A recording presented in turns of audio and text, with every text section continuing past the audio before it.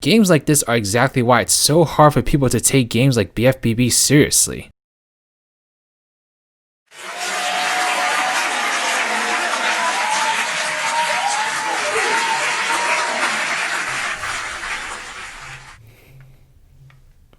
Oh, hey bebe.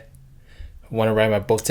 Hello beautiful humans, my name is RidersDX and welcome to another rendition of Late Night Riders, where today I'm on my path to becoming a gigantic YouTube star, and there's no position that's more elevating than becoming a racer on Nickelodeon Kart Racers 2.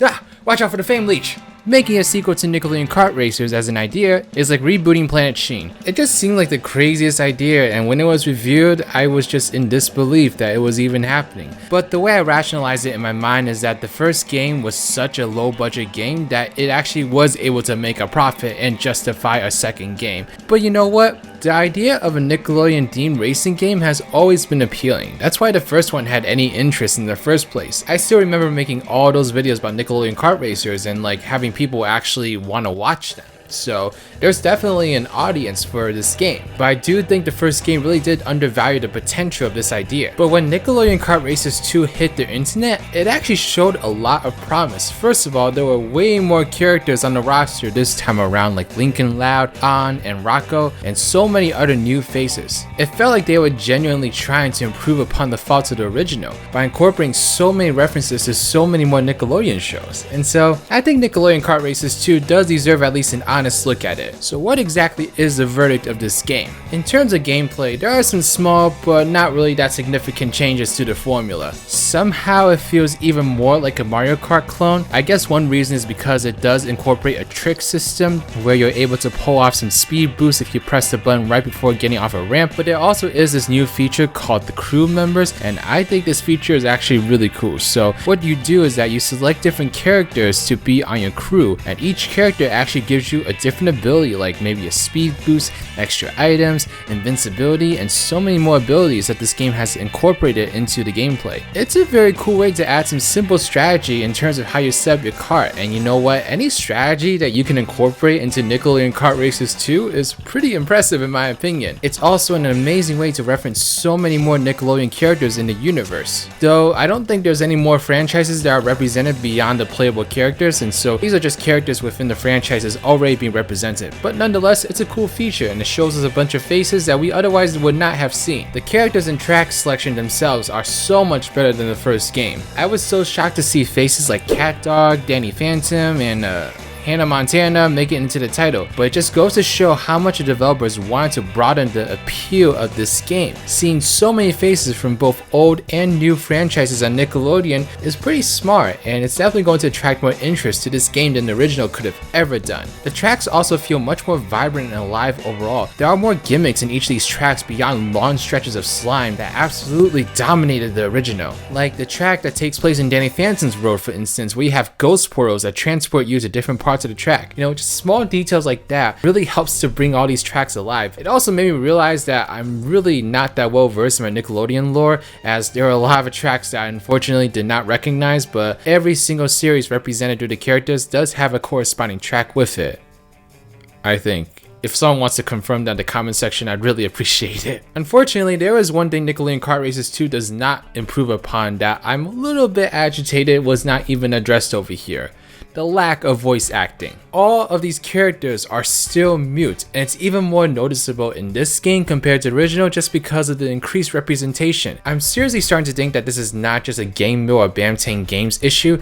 I'm starting to think that this is actually a Nickelodeon decision. If y'all recall what happened with Rehydrated, how we weren't able to get any re-recorded lines, and that as a result we had to keep the old voice actor from Mr. Krabs in Rehydrated. The same thing is happening here, where you just don't have voice clips at all, and so all the characters are completely mute. I really do think it's just Nickelodeon not willing to give the budget to pay voice actors to actually voice the lines in this game, or even paying voice actors royalties for using their voice clips in the game. And I really do feel strongly about this because I feel like the developers tried every other way imaginable to make this game as very faithful and reference heavy to the Nickelodeon universe as possible. Like there's so many different nods and such throughout this game to the Nickelodeon lore that I really do think that these developers developers care. I still remember interacting with them when I first covered the original game, and just remember seeing them commenting, responding to people's requests for more characters and such. I think these developers do genuinely care about this game and would make it the best racer could be if they had the tools and resources. But nonetheless, this game does improve upon the first one a lot in terms of representation, and we shouldn't forget that. I mean, there's still some things we could get, sure, but overall, I think that Nickelodeon Kart Racers 2 definitely has a lot of reasons to play it, even if you skip the original. The gameplay is really solid. It is a Mario Kart clone, but it plays really well, and I think it's a really fun time with friends, and it's really easy to get into. Combined that with all the increased representation,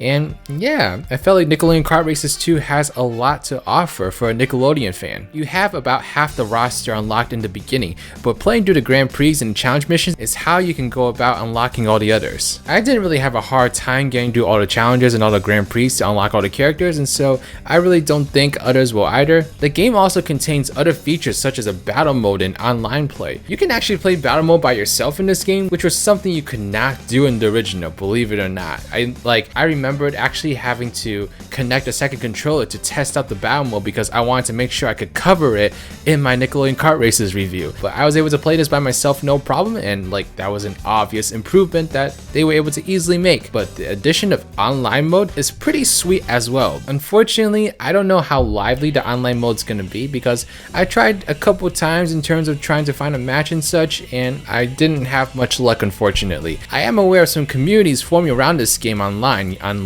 Discord servers and such, and so there should be some ways for you to get in touch with people to play this game if you really want to. But unfortunately, I think the game's player base might not be the highest. But nonetheless, it's a really nice feature to have, and something I think the original game should have had as well. In fact, I think any multiplayer game should have online mode, especially in this day and age. Overall, I just have to say I'm really proud of the developers for turning it around like this in the second game. I played the first game, and you know what? I did enjoy it. I enjoyed it enough, but there was just something so empty feeling about it. It felt so bare bones, and the developers were so limited in terms of what they could do. What they were saying to the people in the comments and such back then was not what was being represented in the game. To see them come back and give us Nickelodeon Kart Racers 2, which is basically an improvement upon the first one in every way, I gotta say, I kind of feel like a proud dad, I feel like, man, I'm really proud of these guys for, stepping up to the plate and actually making this game better in every way that they could.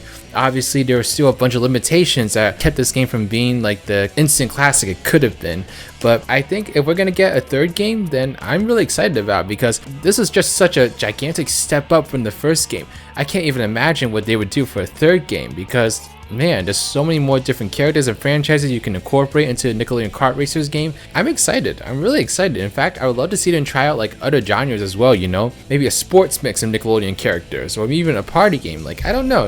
I think Nickelodeon games have the potential to be a great pastime. And I think Kart Racers 2 really does show the potential of having all these characters come together for a fun little adventure like this. I really do hope that they could get voice actors for whatever project they do next though, because my gosh, the game just felt so empty without the voice characters. I want to hear Spongebob laughing like a maniac throughout half of the tracks. I'm sure someone reviewing the game is going to complain about that if that ever happens, but you know what? I love these characters and I want to hear them. I don't want to just see them, I want to hear them too and really get their personalities infused into this game. That's what's really going to make these kind of games, is having those characters back it up with their personality and their history. Yeah, that's really the only fault of this game, so it's kind of a shame because otherwise it'd just be such a solid kart racer, and I really do think I could recommend it among others like Mario Kart and Crash Team Racing Nitro Fueled. I went ahead and asked you folks what you thought about this game, and some of you had some really nice things to say.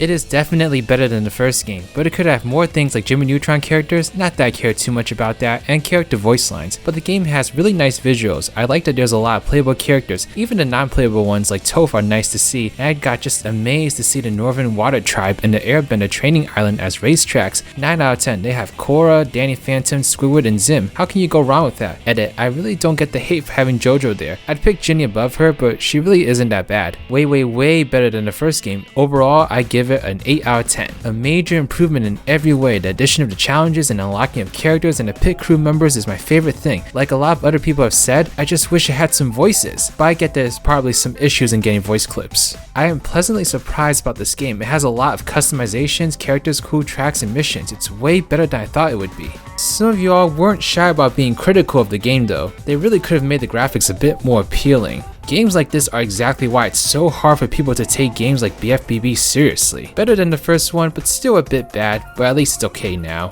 6 out of 10. I want there to be remappable buttons in the game so I don't have to go to my Switch's system settings and change the buttons on my controllers, which in turn changes the menu buttons. I want to know what you think about this game. Have you picked it up? What do you think about it? What are your favorite parts about this game? What do you think the game still needs to improve on? Let me know all your thoughts in the comment section below. I'd be really curious to hear your thoughts. But now let's get back to the most important thing in the world, and that is why Metal Duckles should be a character in this game. 1. Kahai has already designed a badass cart for the Overlord. 2. He has long, luscious robotic hair. And 3.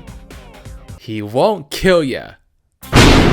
Thank you so much for watching this video. Special shout out to the Nerd Corner, Killer Lemurs, Team Right with Science Gamers, Johnny Hinton Ortiz, Trash Q, Abraham Muner, and Mass Muner. These are my patrons / YouTube members. If you'd like to become a patron or YouTube member and get access to a whole bunch of different perks, then please check out the links in the description box below. But alright, this is Riders, riding out.